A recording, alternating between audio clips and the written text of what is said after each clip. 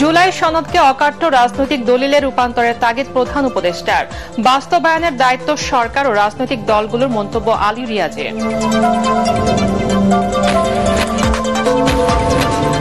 জাতীয় নির্বাচনের মধ্য দিয়ে দেশে গণতান্ত্রিক প্রক্রিয়া ফিরে আসবে প্রত্যাশা বিএনপির। সার্বিক সহযোগিতার আশ্বাস জাতিসংঘের। গোয়েন লুইসের সঙ্গে মির্জা ফখরুলের বৈঠক। খাগড়াছড়িতে ধর্ষণের ঘটনা ঘটেনি দাবি স্বরাষ্ট্র উপদেষ্টার। গুজব ছড়িয়ে ভারত ও ফ্যাসিস্টের দোসরদের পরিস্থিতি অস্থিতিশীল করার অভিযোগ।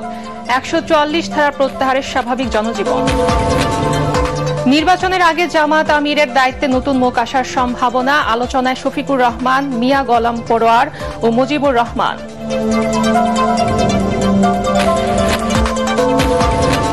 এবং আওয়ামী লীগ শুধুমাত্র ২০০৯ সালে নির্বাচিত হয়েছে, পরবর্তী ৩ নির্বাচনে মানুষ ভোট দিতে পারেনি, মন্তব্য রিজওয়ানা হাসানের।